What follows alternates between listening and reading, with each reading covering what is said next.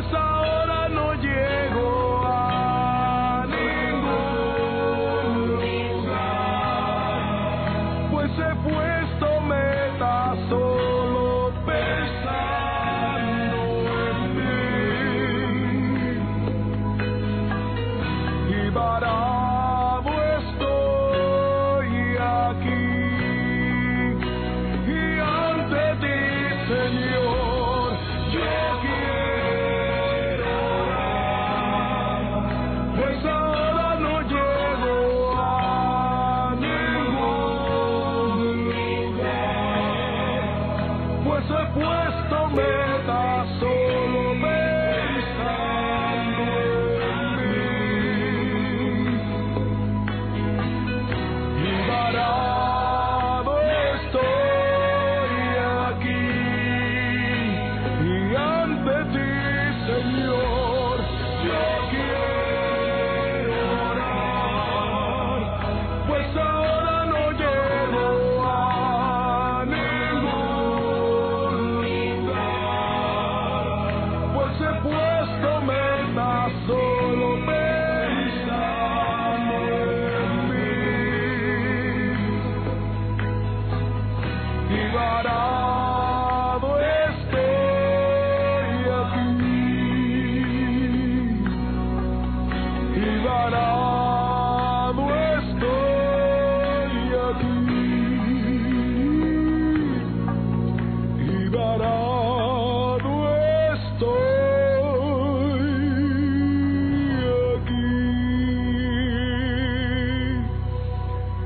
¡Ay, papá, échame aceite para ese avanzo!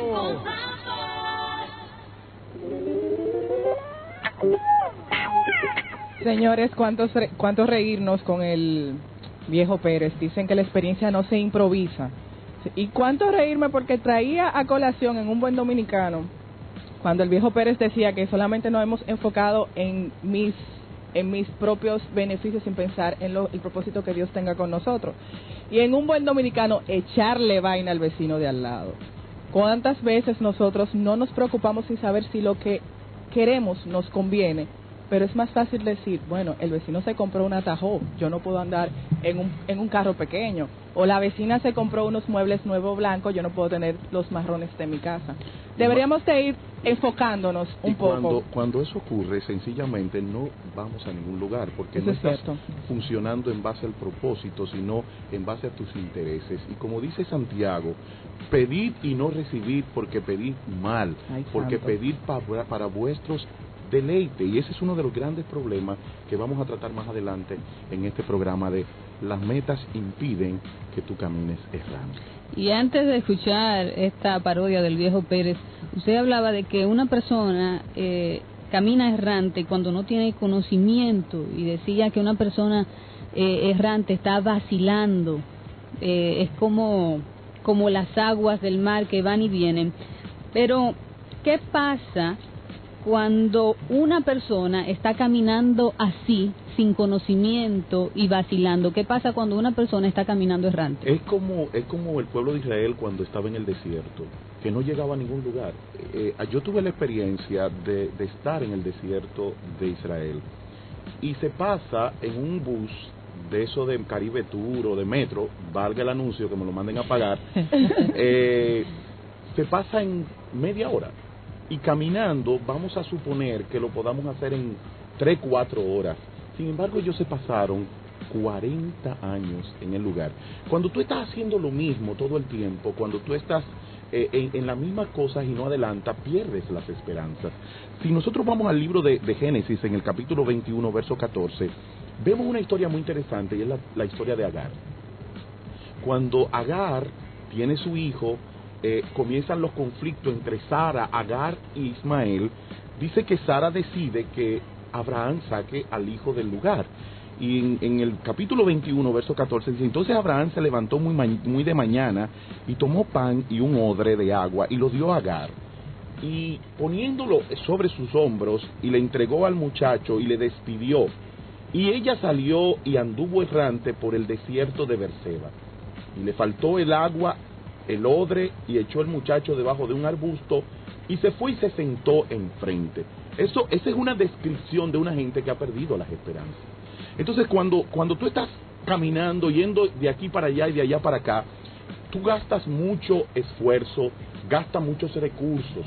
Por ejemplo, hay muchas personas que sencillamente hacen tantas cosas y nunca llegan a ningún lugar, que todo lo que tienen lo pierden en esos pasos errantes, en esas decisiones equivocadas. Otra cosa que ocurre al perder la esperanza es que en ese caminar tú te dejas guiar muy fácilmente por cualquier persona. Cuando tú no tienes una meta correcta, cuando tú no tienes un avance correcto, cuando tú no sabes hacia dónde tú vas, sencillamente todo el que está a tu alrededor va a guiar tu vida. Y dicen que el que no sabe a dónde vaya llegó. Exactamente. O sea, todo el que está, yo recuerdo que en una ocasión mi hermano Eduardo, que es una persona que no salió de la sangre de mi padre y de mi madre, ni yo de la sangre del padre y la madre pero son de él, hermanos. pero es mi hermano, al que yo amo, al que yo quiero muchísimo. Mi hermano Eduardo y yo un día salimos así, y le digo yo, ¿y para dónde tú vas, mano? Y dice, para donde no agarre el tiempo. Y encontramos una caravana del PRD, y él es PLDista, y de repente estábamos nosotros adentro de la caravana, y resulta que al final terminamos frente al Lumière, que teníamos unos amigos que vendían empanadas, y terminamos ahí. Cuando queríamos regresar a casa, se nos terminó la gasolina. Y probablemente el dinero. ¿Por qué? Porque el caminar errante hace que tú pierdas tus recursos, porque haces muchas cosas que no debías hacer. Tú estás mirando a los demás para tú tomar decisiones. En el ministerio ocurre mucho en este país. Por ejemplo, los ministros dominicanos les encanta viajar para ver qué está haciendo el otro. Y tú ves que hoy están en los 12, mañana están en los 14, pasado están en el método de castellano, después a donde el coreano, Cho, pero andan como errantes buscando el éxito de sus ministerios porque no tienen definido lo que quieren hacer. Y cuando tú no tienes definido lo que tú quieres hacer, tú vas a ser inseguro, pero a la vez vas a ser una persona que vas a dar muchos pasos en falsos. Eres una persona que vas a caminar conforme a tu emoción. Si la emoción de hoy en día es el proyecto de los 12, pues tú vas a meterte en el carril de los 12. Si mañana son las células, te vas a meter en las células. Si mañana son los niños, te vas a meter en los niños, porque tú no tienes un enfoque claro. Y cuando tú no tienes un enfoque claro, la opinión de los demás va a dirigir los pasos que tú comienzas a dar. Y por ende, como no tienes resultado, porque no es algo correcto el llevarte de los demás, vas a impedir que tú veas las cosas que Dios quiere para ti, y por ende vas a perder las esperanzas, y como Agar te vas a tirar al suelo a ver morir lo que Dios quiere hacer de ti. Pastor, una preguntita. Usted acaba de decir que una persona errante, y lo hemos repetido en varias ocasiones, es aquella que no sabe hacia dónde va o que no sabe ni siquiera dónde está parada realmente. Pero hay muchas personas que caminan errante, no porque quizás no sepan hacia dónde va, sino porque nos acomodamos en el propósito, como decía ahorita la parodia, que Dios tenga en nosotros, no lo olvidamos. Y se acomodan a que todo es Dios quien tiene que guiar el camino, pero muchas veces no escuchan eso que Dios quizás tenga para ello. Entonces, ¿cómo nosotros podemos manejar hacia dónde vamos, que sea el propósito que Dios tenga entre con nosotros, pero que al final no culpemos a Dios porque caminamos errante por nuestra propia convicción y no porque ese sea lo que Él quiera hacia con nosotros? Fíjate, hay una cosa, y es que cuando tú caminas errante, como tú decías, tú pierdes la promesa, tú pierdes lo que tú quieras. Agar, ¿cuál era la promesa de Agar? Si nosotros vamos al capítulo 16 del libro de Génesis, en el verso número 11, capítulo 16, verso, dice: además le dijo el ángel Jehová, he aquí que has concebido y darás un hijo, y llamarás su nombre Ismael, porque Jehová ha oído tu aflicción, y él será hombre fiero, su mano será contra todos, y la mano de todos contra él, y delante de todos sus hermanos habitará. O sea, la promesa de esta mujer de persistir, de seguir existiendo, de ser bendecida, estaba en Ismael. Pero cuando tú comienzas a caminar errante, que das vuelta en el mismo lugar, que no sabes a dónde llegar, va a ocurrir lo siguiente, y es que tú vas a olvidar lo que Dios te ha prometido y vas a sentarte a mirar cómo tu promesa se está muriendo. Y luego culpamos a Dios de que no se dio esa promesa. Porque sencillamente ella se sentó a mirar, pero esa era su promesa. Su hijo era su promesa. Pero ella lo puso debajo de una palma y sencillamente ella se sentó. O sea, cuando una gente no tiene esperanza, se sienta.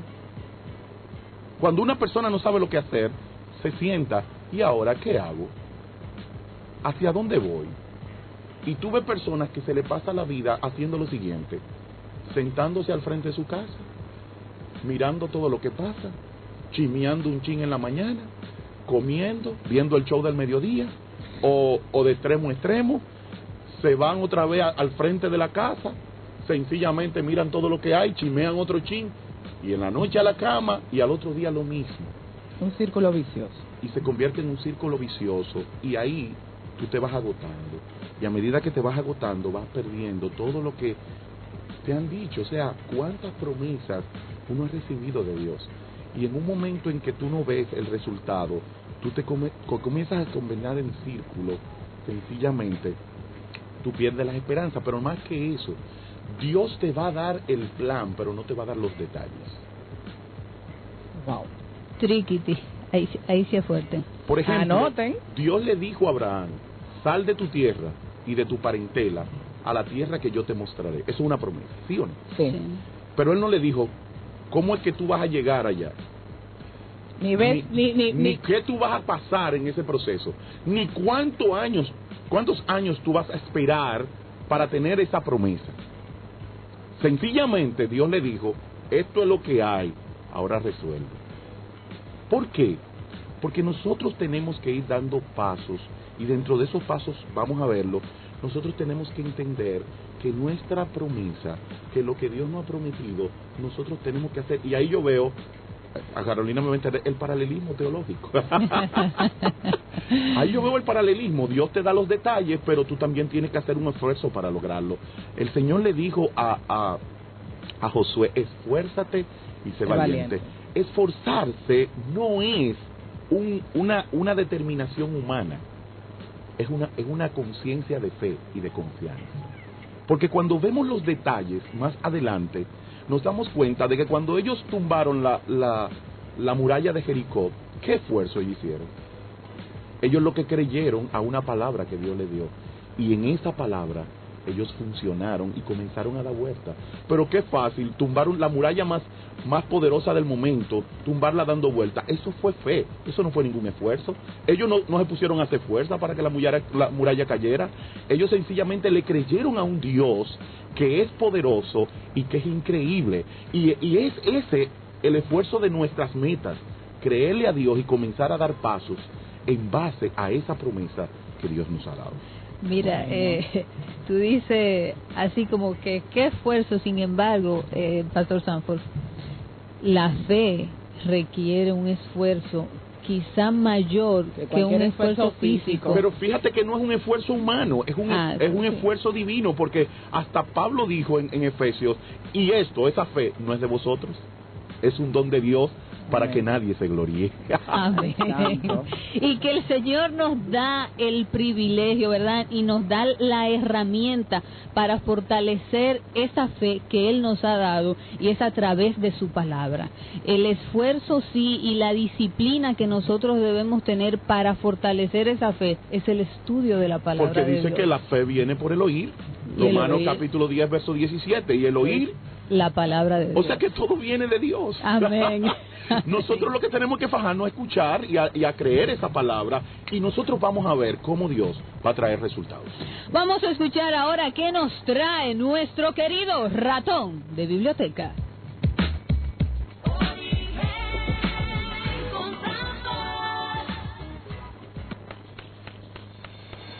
El ratón de biblioteca te da la información que tú no encuentras. El ratón de biblioteca te conecta con la ciencia. El ratón de biblioteca, el ratón de biblioteca. Damas y caballeros, entra a la cabina de Renuevo 89.7, el ratón de biblioteca. ¿Qué pasó? ¿Que me quitaste mis títulos y solo ratón? ¿Es que acaso el jabón te los prohibió? ¿O es que la envidia corroe a muchas gentes de este programa porque saben que soy la figura que produce los castings? No, ratón, el jabón no me ha prohibido nada. Lo que pasa es que aquí entre nosotros dos, la nueva miembro del elenco, soltera, yo soltero, me tiene que no estoy concentrándome en mi trabajo. Pero, dame un momentico, te voy a dar tu presentación con la fanfarria.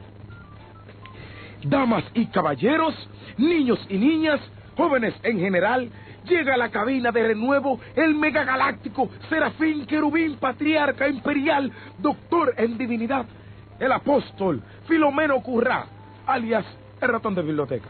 Buenos días, Carolina, Candy y Sanford. Es un privilegio que ustedes vuelvan a tenerme en este programa. El mejor de los saludos a mi apegada audiencia que cada sábado oye este programa, solo y únicamente por mi sección. Saludos. Te he escuchado en tu reclamo a Joel, solo porque no te presentaron con tu parafernalia de títulos que tanto te gusta. Y solo pensaba en una frase que me enviaron hace unos días en el chat de pastores de la Iglesia de la Alabanza, que rezaba de esta forma: lo que Pablo tenía como basura, hoy lo tenemos como currículum. Ay, Sanford, como tú no eres nadie ni has logrado nada, por eso te da envidia oír todos mis títulos. Pues quiero decirte que tengo de qué gloriarme.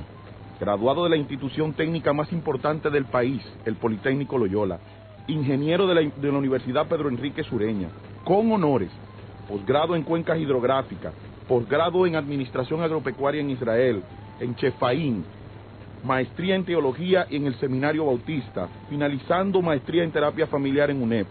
Pero como Pablo, todo eso lo tengo por basura por la excelencia del conocimiento de Jesús. Lo que pasa es que sé quién soy y no necesito vender lo que soy en este mundo y opacar a Jesús. Ese es tu gran problema, que todo lo espiritualizas. La vida tenemos que llevarla como se mueve. Pablo dijo que nos hagamos judío al judío y griego al griego. Pero debes terminar la frase. Para llevar a Jesús, no tendrías problemas que en una reunión de profesionales usted se identifique con sus títulos profesionales para que ellos sepan que tienen preparación. Pero andar donde quiera presentándote con esta parafernalia para lograr estatus ministerial es solo humanismo puro. Pero dejémoslo ahí y dime, estamos tratando el tema de las metas. ¿Cuáles son las tuyas? He puesto como metas del 2015 aumentar la membresía de la iglesia. Y sabes, para que aumenten los diezmos, para extender el reino. Pondré una oficina en Europa para que me represente. Quiero explotar este mercado. Reitero, ¿qué me pasa? Quiero ministrar en este mercado. Pienso cambiar mi flota de vehículos. Quiero comprar un Rolls Royce.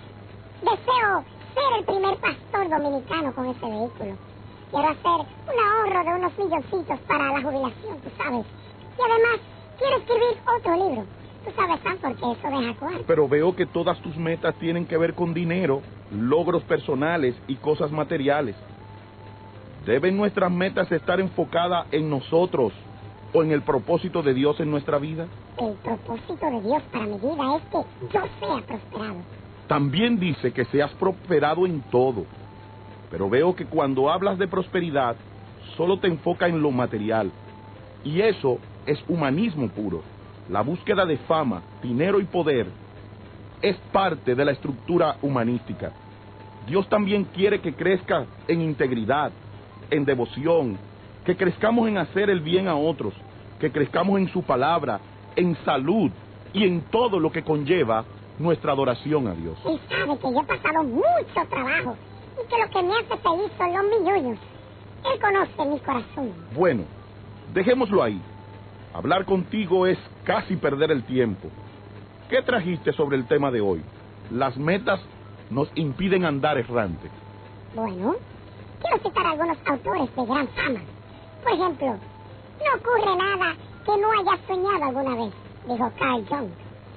Una meta establecida en forma apropiada es el 50% de lograrla, dijo Zig Ziglar.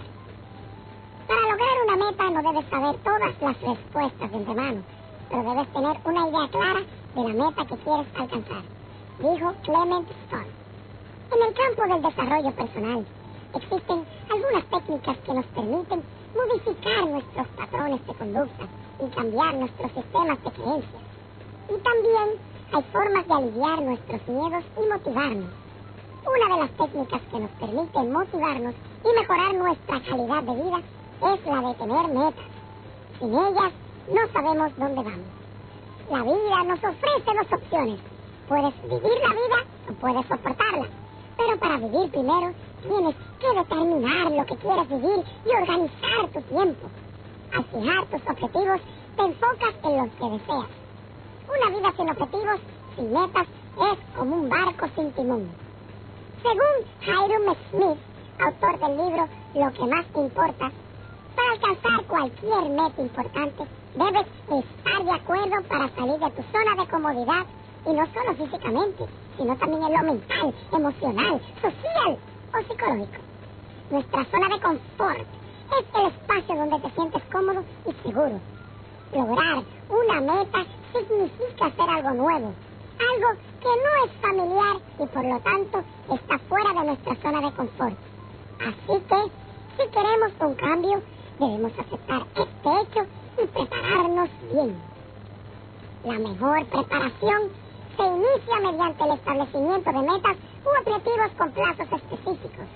Pero, para hacer esto, tenemos que escribir en un papel todas las cosas buenas que deseamos y hacernos las siguientes preguntas. ¿Qué deseo en la vida si sé que todo esto puede ser exactamente como yo quiero? ¿Qué elijo si sé que no puedo fallar? Busca en tu corazón para saber lo que realmente quieres y para qué lo quieres. Cuando pienses en algún objetivo, tienes que sentirte feliz, sonreír al pensar en ello. Cuando sepas el qué y el por qué, escríbelo. Tienes que ser tan específico como puedas y evita generalizar. No escribas, por ejemplo, mi meta es una gran casa. Por ejemplo, escribe, mi meta es una gran casa en agosto del 2015, en tal parte, con tantas habitaciones, jardín. Describe la casa lo mejor que puedas. Describe incluso la decoración. También tienes que verla como en una película y sentirte feliz al describirla. Verte instalado en ella, andando en ella, en su jardín. Cuanto más claro tengas tu objetivo, mejor será tu capacidad para lograrla. Visualiza la película de tu vida, la vida que deseas. Y ahora, clasificar las metas que queremos alcanzar y cuándo, teniendo en cuenta las siguientes 6 áreas: el bienestar físico, la vida familiar, espiritualidad, profesión, finanzas, tú sabes. Bueno, Sanforge, generalmente eso es lo que pienso. Por eso es que piensas de manera humanista y por eso tus metas están basadas en ti y no en Dios. Bueno, Sanforge, ¿tú quieres? Eso fue lo que encontré en Google. Perdón, esa es la manera en la que yo pienso. Ya sabía yo que muchas de las cosas que traes no son producto de la investigación y la conciencia cristiana, sino del copy-paste de Google. Sanforge, no seas tan exagerado. Fue que me confundí. Además, hacerlo unas cuantas veces no es pecado. Y me voy, antes de que se encharque el barco. Bueno, hasta luego, ratón. ¿Hasta cuándo vamos a soportar tu falta de integridad? Aunque no podemos negar tu conocimiento, si lo pudieras usar para el bien del Evangelio y no solamente para ganar estatus y dinero, ¿cuánto cambiaría tu vida? El ratón de biblioteca. El ratón de biblioteca.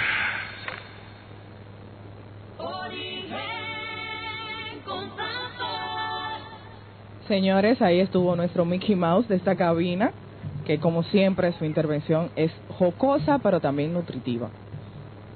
Además vamos a seguir con el tema: las metas evitan que caminemos errante. ¿Y por qué no empezar con esa misma pregunta? Sanford, ¿cómo podemos evitar caminar errante? La única manera, y quiero leer en el capítulo 37, verso 16, que es la historia que estábamos iniciando, de José, dice que José respondió: busco a mi hermano, te ruego que me muestre dónde está apacentado. Lo primero es que para tú no caminar errante tienes que tener metas, tienes que tener propósitos, tienes que tener objetivos, tienes que lograr ponerte algo de donde tú vas. O sea, él le dijo claramente a alguien y buscar a aquellas personas que te pueden orientar en lo que tú puedes hacer. Él le dijo a este caballero: yo estoy buscando a mis hermanos. O sea, él fue definido en lo que él quería. Y eso se llaman metas. Las metas te definen, las metas te dan una orientación correcta, las metas no te permiten desviarte, las metas te hacen lograr que tú tengas objetivos claros y precisos. Bueno, y el ratón de biblioteca hablaba de eso, de tener objetivos claros, de saber qué queremos, y él incluso decía que hay que escribir qué yo quiero en la vida. Siendo así, sería bueno saber qué es una meta. Bueno, una meta es un fin hacia donde se dirigen tus acciones y tus deseos. De manera general se identifica con los objetivos o los propósitos en una persona o en una organización o marca. En el texto griego, cuando Pablo utiliza la palabra y prosigo a la meta, esa frase, que es una frase que significa hurgar, ahondar, cavar, una meta no es algo tan simple como nosotros lo podemos ver. Ay, yo voy a hacer tal cosa. O sea, la meta requiere de un trabajo de investigación, de un trabajo de ahondar. Y cuando hablo de ahondar, no tiene que ver con buscar datos, sino de meterse en la presencia de Dios. De meterse en la presencia de Dios. No podemos ahondar, no podemos profundizar en algo sin estar claro en lo que nosotros andamos procurando, qué queremos, cómo lo queremos. Vemos, por ejemplo, en el caso del apóstol Pablo, en Filipenses, capítulo 3, verso 14, él dice, y prosigo a la meta, al premio del sumo llamamiento de Dios en Cristo Jesús. Él tenía una meta. Una meta también es un lugar o un rumbo donde termina una carrera. O sea, cuando un corredor va, él está luchando por llegar a dónde está la meta, a donde está el final de esa carrera. Pablo le encanta los simbolismos con lo que es el deporte, porque el deporte tiene una virtud de Dios. O sea, un deportista tiene un don de Dios. Por ejemplo, los atletas tienen una capacidad que Dios le ha dado, pero si esa capacidad no se ejercita, si no hay un esfuerzo en esa capacidad, y ahí volvemos al paralelismo. La Biblia está llena de ese paralelismo, de esas dos verdades, de la responsabilidad humana y de la soberanía de Dios en nuestras vidas, del proceso de Dios, pero no lo podemos apartar, porque cuando lo apartamos nos convertimos o en arminianos o en calvinistas. Ay, papá. Bueno, yo le dije a ustedes que este tema hoy iba a estar más que interesante. Sanford, decíamos ahorita que el ratón también comentaba que cada quien debería describir sus metas, y eso es algo que yo tengo como por ley. Todos los años yo empiezo en diciembre, hago mi listadito de todas esas cosas que yo entiendo que son metas u objetivos, y a final de año hago como la evaluación de qué logré, de qué no logré. Entonces, eso soy yo de manera particular. Entonces, ¿cómo nosotros podríamos definir las metas en este año que recién empieza? Lo primero es que si nos dirigimos, si nuestra vida está siendo dirigida por el Señor, tenemos que tener varias premisas que debemos tomar en cuenta. La primera se encuentra en el libro de Primera de Corintios, capítulo 10, verso 31. Dice, si pues coméis o bebéis o hacéis otra cosa, hacedlo todo para la gloria de Dios. Ninguna meta que nosotros nos propongamos, ningún propósito u objetivo, o aquella cosa que deseamos alcanzar, puede estar prevista por nuestro deseo personal, por nuestros intereses, por lo que decía Santiago, como lo mencionábamos nosotros, por nuestro deleite. Una meta tiene que tener como propósito glorificar a Dios, honrar a Dios en nuestras vidas. No podemos tener meta para honrarnos nosotros, para exaltarnos nosotros. ¿Y por qué no podemos tener meta de esa forma? Por una sencilla razón. En el capítulo 2, verso 10 del libro de Efesios dice, porque somos hechuras suyas, creados en Cristo Jesús para buenas obras, las cuales Dios preparó de antemano para que anduviésemos en ella. Eso de obras para que anduviésemos en ella es un estilo de vida. Dios ha preparado un plan. Cuando la palabra habla de obra, habla del plan de Dios. Dios ha preparado un plan para que tú y yo andemos en ese plan. Yo no puedo definir mis metas sin ir al que ha preparado un plan desde antes de la fundación del mundo para que yo camine en ese plan. Cuando yo tomo decisiones de vida, cuando yo hago metas sin conocer el plan de Dios, mis metas no tendrán un objetivo claro y preciso. Mis metas no van a ser metas correctas. Lo tercero es que yo tengo que conocer la voluntad de Dios. Muchas veces lo que nosotros consideramos que es agradable no lo es. ¿Cuántas personas se han casado entendiendo que su varón es el varón perfecto, pero lo han elegido por situaciones de placer personal y no por la voluntad de Dios, y terminan en el fracaso? El apóstol Pablo, en el libro de Romanos, nos dice estas palabras muy claramente. Él dice: os ruego, hermanos, por la misericordia de Dios, que presentéis vuestros cuerpos en sacrificio vivo, santo, agradable a Dios, que es vuestro culto racional. No os conforméis a este siglo, sino transformaos por medio de la renovación de vuestro entendimiento, para que comprobéis cuál es la buena voluntad de Dios. Una meta no puede estar contraria a la voluntad de Dios, y la voluntad de Dios se encuentra cimentada en la palabra de Dios. Nuestras metas tienen que estar enfocadas en los propósitos de la palabra. Yo no puedo tener una meta que esté en contra de lo que la palabra plantea. Yo no puedo tener una meta que solamente beneficia mi deleite. Mis metas tienen que ser las metas de Dios. Mientras usted decía eso, me transporté a nuestro, de hoy en día, un amigo que la mayoría tenemos, que es el Facebook. Y siempre, y me llamaba la atención porque precisamente esta mañana veía una imagen de una de las princesas de Disney que decía: yo sé lo que yo quiero, pero Dios sabe lo que necesito. O sea, ahí entra en lo que hemos estado comentando, de que a veces tenemos algo o queremos algo, pero no hemos preguntado si está bajo la voluntad de nuestro Señor Jesucristo. Y cuando queremos algo y no preguntamos, sencillamente comenzamos a darnos cuenta que nuestras decisiones son incorrectas. Y algo que tiene que ser muy evidente en nuestras vidas es el deseo de Dios para con nosotros. Mira lo que dice en Jeremías capítulo 29, verso 11: porque yo sé los pensamientos que tengo acerca de vosotros, dice Jehová, pensamientos de paz y no de mal, para daros el fin que esperáis. O sea, el deseo de Dios es nuestra paz. Y la palabra shalom es una palabra muy interesante, porque cuando las personas oyen la palabra paz o shalom, piensan en tranquilidad. Eso sí. Y la palabra paz es un combo. Es un combo de salud, es un combo de prosperidad material, es un combo de prosperidad espiritual, es un combo de todo. O sea, cuando Dios dice te daré paz, te está diciendo te voy a dar un combo de tres cosas. Tú vas a crecer espiritualmente, vas a crecer materialmente y vas a crecer en salud. Por eso es que cuando le llegaba la vejez a los hombres que Dios había establecido su paz sobre ellos, dice que le llegaba en buena vejez y morían en buena vejez. ¿Qué significa eso? Morían sanos, morían porque tenían que morir, no morían por un problema de enfermedad.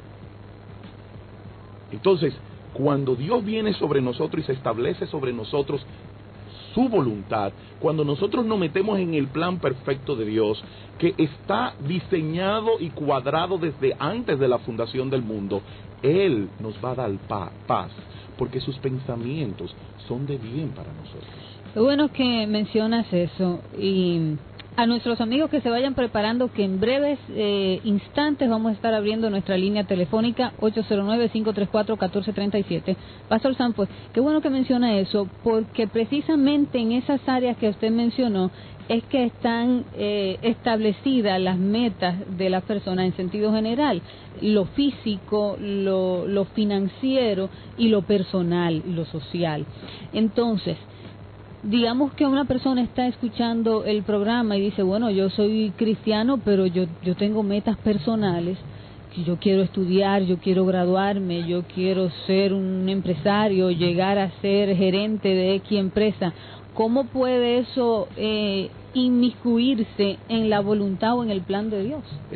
Muy fácil, Carolina.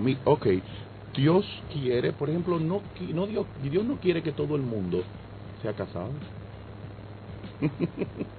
Explíquenos. Yo tengo una hermana que la amo, la quiero mucho, que esa hermana, teniendo su novio, un médico prestigioso, el Señor le dijo, no, el novio tuyo voy a ser yo, dedícate a mí, yo no quiero que tú te cases. Esa es una de las mujeres más felices que yo he conocido en la vida. Y ella, un día yo iba a su casa, y ella me dice, mira Sanford, para lo único que yo necesito un hombre es sencillamente para que me suba la compra y me la lleve a la casa porque vive en un tercer piso. Y ese es el único momento que yo digo, hoy necesito un hombre. Pero Dios no quiso que ella lo hiciera, y ella lo recibió con mucho amor. Pero no necesariamente Dios quiere que tú seas lo que tú esperas que Él sea, o lo que tú esperas ser. Dios te puede querer, Dios te puede querer a ti en una profesión que no sea la que tú anhelas. Yo conozco personas que han querido toda la vida, por ejemplo, yo quería ser arquitecto. Yo no quería ser, o abogado, yo no quería ser agrónomo. Ay, mi madre, usted abogado, no. Fue Dios que tuviéramos nos problemas mandó serios, agronomía. tuviéramos problemas serios. Voy a estudiar Derecho todavía, yo no he terminado. Ay, pero o sea que Dios seremos colegas. Dios me hizo ingeniero agrónomo. Pero me hizo ingeniero agrónomo porque Él sabe mi sensibilidad con los pobres. Y yo tenía contacto con los pobres en el campo. Y yo podía ver sus necesidades y poder hablar de Jesús. En su plan, yo era más perfecto como agrónomo que como abogado. Porque si yo hubiese sido abogado, yo no sé dónde yo estaría hoy. No lo jure, por favor. No hubiese perdido un caso. No lo jure, por favor. Era difícil perder un caso. Pero Dios, cuando nos enfocamos en el propósito, Dios nos va a guiar. Fíjate que cuando Dios le plantea a José que iba a tener unos sueños, Dios lo fue guiando. Si leemos en el relato de José, con todas las cosas que pasó José, dice, pero Jehová estaba con él. Y estaba con él implica Jehová lo estaba dirigiendo. Él estaba haciendo todo lo que tenía que hacer, fajarse, administrar la casa de Potifar, hacer las cosas correctamente, hacer el esfuerzo de la excelencia, pero Dios estaba con él. Y cuando tú te dispones a escuchar la voz de Dios, cuando tú te dispones a hacer la voluntad de Dios, tú eres capaz de elegir lo correcto, porque Dios te va a dirigir y tú vas a tomar las decisiones exactas. Sabes que especialmente a los jóvenes y bueno, también a los adultos, les afecta mucho el asunto de lo que yo siento. Y muchos cristianos, no cristianos también, la gente es dada a manejarse por lo que siente.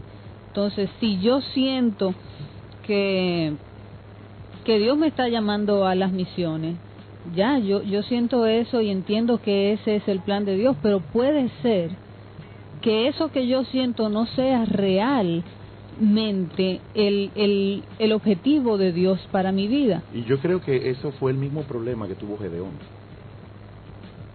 Gedeón entendía que estaba sintiendo algo, pero él podía comprender que estaba equivocado. Y él le pone señales a Dios. Él le dice, si tú haces que el vellón esté seco y que la grama esté mojada, ok, pero no, espérate, todavía tengo dudas. Ahora, si la grama está mojada y el vellón está seco, y Dios cumple.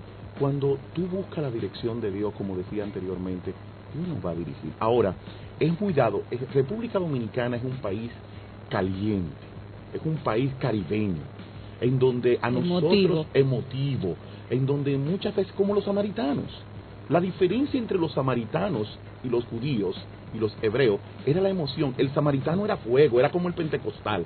O sea que el problema pentecostal y el problema de los bautistas ha existido toda la vida. O sea, el pentecostal era el samaritano, era un tipo fuego. Tú no ves que la mujer samaritana, desde que se da cuenta de que Jesucristo es, sale huyendo a decirle a todo el mundo. Ese es el pentecostal, pasión. Pero por el otro lado estaban los judíos. Y los judíos eran intelecto puro, ley, juicio, defensores de la patria, defensores de la ley, de la palabra, y que acaban con cualquiera y son inmisericordia por defender la palabra. Esos son los del otro lado, defensores de la palabra que llegan a ser inmisericordias, que llegan a poner tanto el juicio por encima que no aman a su hermano. y dañan. Y los otros tan Y apasionados. así eran los fariseos. Y los samaritanos, por el otro, tan apasionados que tomaban decisiones locas. Vemos el caso de nuestro querido Pedro. Cuando Pedro le dice a Jesús, voy donde ti, fue un acto emocional. Pero cuando él se ve con el viento soplando, en medio de la emoción él estaba caminando. Pero dice que cuando el viento sopló, que él se dio cuenta, pero ven acá. ¿Y qué es lo que yo estoy haciendo? ¿Y qué es lo que yo estoy haciendo? O sea, aquí hay un viento, y él comenzó a hundirse. Porque la persona emocional que no se maneja por convicción va a ser una persona insegura. Va a ser una persona que va a caminar como las olas del mar. ¿Qué ocurre entonces cuando una persona tiene metas trazadas en su vida? Lo primero es que será como el monte de Sión, que no se mueve, sino que permanece para siempre. Amén. O sea, una persona con meta no va a ser una persona insegura, va a ser una persona que tiene las cosas claras y va a caminar hacia eso. Lo segundo es que no se va a mover por las circunstancias. Si tú oyes la palabra de Pablo, te puedes entender claramente por qué Pablo, cuando lo metieron en la cárcel, estaba alabando a su Dios. Porque la meta de Pablo era el conocimiento de Jesús. Y si ese conocimiento de Jesús te conllevaba un sufrimiento, yo voy a soportarlo. Porque dice que Jesús nos dejó un modelo. ¿Cuál fue el modelo? Sufrir. Aunque hoy queremos prosperidad, pero el modelo fue sufrir. Ese fue el modelo de Jesús, tomar la cruz. Y cada día negarse a sí mismo para hacer la voluntad de Dios. No te vas a mover por las circunstancias. Cuando tú tienes meta, no te importa lo que el otro esté haciendo, no te importa el ministerio que está creciendo, te importa lo que Dios te ha planteado, lo que Dios te ha prometido y lo que tú estás esperando en Dios. A ti no te importa lo que ocurra, no te dé envidia, porque tú sabes que tu Redentor vive y que llegará un momento que lo que Él te ha prometido se cumplirá en tu vida. Número 3, nunca vas a perder las esperanzas. Algo que me enseñó el Señor en este año fue que me llevó a los Estados Unidos en un momento de invierno donde los árboles estaban totalmente secos. Fíjate que yo lo veía seco, digo, wow, esos árboles están muriendo, pero ellos por dentro no les importaba lo que yo opinaba, porque ellos sabían que solamente estaban esperando un día, 24 de marzo, para que esas yemas, esa clorofila, toda esa energía que había dentro de ellos comenzara a eclosionar, comenzara a salir hacia afuera, comenzara a decirle al mundo, yo soy el árbol verde que da esperanza, yo soy el árbol verde que da sombra, yo soy el árbol verde que hace de un paisaje algo precioso. A ellos no les importa lo que tú opines. Cuando tú estás enfocado en Dios y en las metas que Dios ha puesto para ti, a ti no te importa lo que esté pasando a tu alrededor, si alguien está siendo bendecido, si alguien está prosperando, si la iglesia del otro está creciendo, a ti te importa que Dios te ha hecho una promesa que te va a cumplir y que tú estés haciendo el trabajo para llegar a ella. Y número 4, te da seguridad de vida. Cuando el rey decía, yo sé que mi Redentor vive, es porque él tenía una esperanza de vida. Cuando tú tienes metas en Dios, tú sabes que tú no vas a dejar morir lo que Dios ha puesto en ti. Tú vas a luchar, tú vas a crecer, tú vas a seguir, tú vas a buscar, Dios, ¿qué es lo que hay que hacer ahora? No dio resultado esto, ¿y ahora qué hago? Pero tú no vas a descansar. Hasta lograrlo. Hasta lograr, porque tú sabes que Dios te ha dado una promesa. 809-534-1437 es nuestra línea de comunicación. Usted puede llamarnos, llámenos ahora y comparta con nosotros. Puede compartirnos sus metas, puede compartir con nosotros cómo lograr. ¿Cómo tomaste tus metas del 2015? ¿Qué hiciste Exacto. para tomarlas? ¿Oraste a Dios? ¿Qué te dijo Dios? Comparte con nosotros esa experiencia de cómo has decidido vivir este nuevo 2015 para la gloria y la honra de nuestro Dios. Pastor Sanford, en lo que van los amigos llamando, mientras usted hablaba, me llegaba a la mente que cuando nosotros tenemos metas claras y trazadas, a pesar de la circunstancia, nosotros proseguimos a esa meta. Cuando Jesús estaba hablando con sus discípulos acerca de su muerte, que Pedro le dice, Maestro, nunca tal cosa te acontezca. El deseo de Jesús, humanamente, no era ir a la cruz, o sea, no era que Jesús estaba muy contento por ir a la cruz. Él iba a la cruz porque sabía la meta trazada por el Padre y porque sabía el beneficio para nosotros y la humanidad completa que sería el sacrificio de la cruz. Entonces, cuando Pedro viene y le dice, nunca tal te acontezca, él le dice, apártate de mí, Satanás. Porque estaba evitando su meta. Estaba evitando su meta. Pero así como Pedro estaba en esa parábola de la Biblia, así hay muchos Pedros Parábola fuera. no, es un relato. El relato. Hay muchos Pedros fuera. A veces nosotros nos trazamos la meta de empezar el camino a seguir a Dios y empiezan los demás, pero tú eres la que quiere ser cristiana o tú eres la que quiere estar en ese ministerio.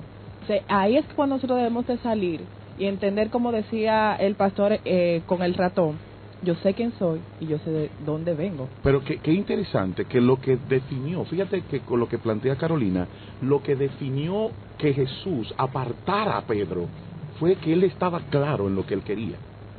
O sea, lo que él le estaba diciendo, eso acomodaba a sus intereses emocionales. Exacto. Porque acuérdense que cuando él va a la cruz, él va a decirle al Padre, pasa de mí esta copa. O sea, que Dios no era que Jesucristo estaba en una lucha interna y en lo que llamamos en vida discipular crisis de creencia. Él estaba en una crisis de creencia. Entonces, lo que le estaba diciendo Pablo era agradable, era chulo, era algo emocionante. O sea, no vayas. Pero él tenía claro Que Él tenía que ir. cualquier buen cristiano hubiese dicho, ay, santo. Eso es de Dios. Lo recibo. Eso es de Dios. Eso es de Dios, pero realmente él tenía claro.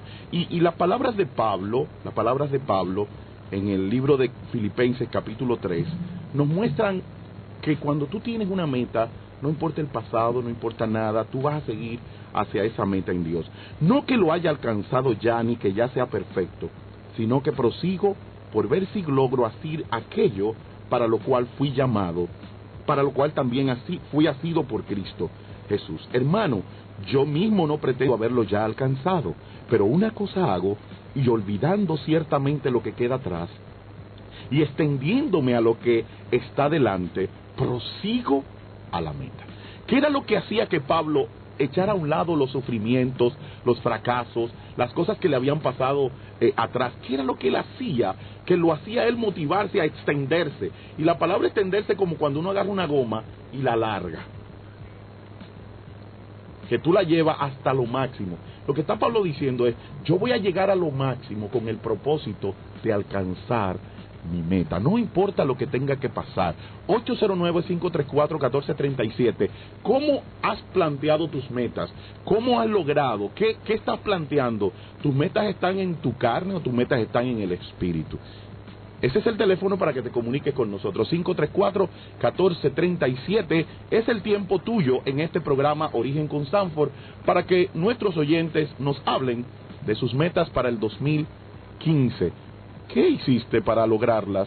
¿O qué vas a hacer para lograrlas? ¿Y cómo las pusiste?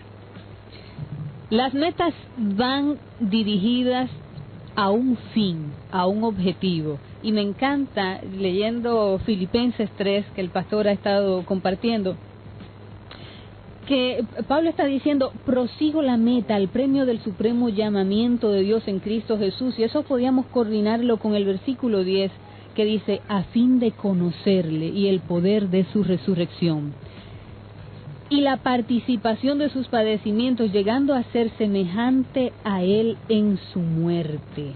Bendito sea el Señor. Yo tengo algo que no se improvisa. Y cuánto reírme, porque traía a colación en un buen dominicano, cuando el viejo Pérez decía que solamente nos hemos enfocado en mis propios beneficios sin pensar en el propósito que Dios tenga con nosotros. Y en un buen dominicano, echarle vaina al vecino de al lado. ¿Cuántas veces nosotros no nos preocupamos sin saber si lo que queremos nos conviene? Pero es más fácil decir, bueno, el vecino se compró un Tahoe, yo no puedo andar en un carro pequeño. O la vecina se compró unos muebles nuevos blancos, yo no puedo tener los marrones de mi casa. Deberíamos de ir enfocándonos un poco. Cuando eso ocurre, sencillamente no vamos a ningún lugar, porque eso no es estás cierto. funcionando en base al propósito, sino en base a tus intereses. Y como dice Santiago, pedid y no recibid, porque pedid mal, Ay, porque santo. pedid para vuestros deleite. Y ese es uno de los grandes problemas que vamos a tratar más adelante en este programa de las metas impiden que tú camines errando.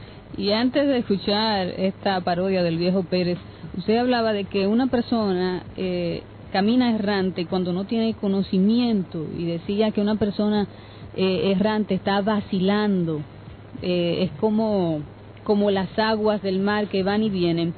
Pero, ¿qué pasa cuando una persona está caminando así, sin conocimiento y vacilando? ¿Qué pasa cuando una persona está caminando errante? Es como el pueblo de Israel cuando estaba en el desierto, que no llegaba a ningún lugar. Yo tuve la experiencia de estar en el desierto de Israel, y se pasa en un bus de eso de Caribe Tour o de Metro, valga el anuncio, que me lo manden a pagar, se pasa en media hora. Y caminando, vamos a suponer que lo podamos hacer en 3-4 horas. Sin embargo, ellos se pasaron 40 años en el lugar. Cuando tú estás haciendo lo mismo todo el tiempo, cuando tú estás en las mismas cosas y no adelantas, pierdes las esperanzas. Si nosotros vamos al libro... Pues ahora no llego a ningún lugar, pues he puesto metas solo pensando en mí, y varado estoy aquí, y varado estoy aquí, y varado estoy aquí. ¡Ay, papá, échame aceite para ese avanzo!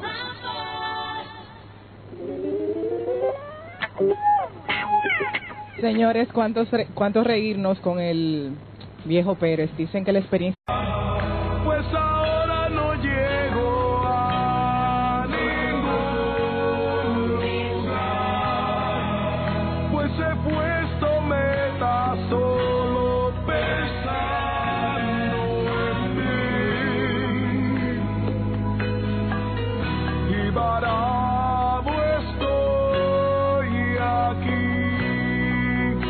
y ante ti, Señor, yo quiero orar, pues ahora no llego a ningún lugar, pues he puesto metas solo pensando en mí, y varado estoy aquí, y ante ti, Señor, yo quiero... de Génesis, en el capítulo 21, verso 14, vemos una historia muy interesante, y es la historia de Agar. Cuando Agar tiene su hijo, comienzan los conflictos entre Sara, Agar y Ismael. Dice que Sara decide que Abraham saque al hijo del lugar.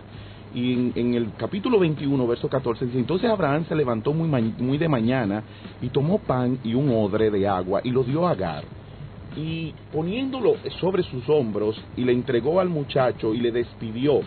Y ella salió y anduvo errante por el desierto de Berseba, y le faltó el agua, el odre, y echó el muchacho debajo de un arbusto, y se fue y se sentó enfrente. Esa es una descripción de una gente que ha perdido las esperanzas. Entonces, cuando tú estás caminando, yendo de aquí para allá y de allá para acá, tú gastas mucho esfuerzo, gastas muchos recursos. Por ejemplo, hay muchas personas que sencillamente hacen tantas cosas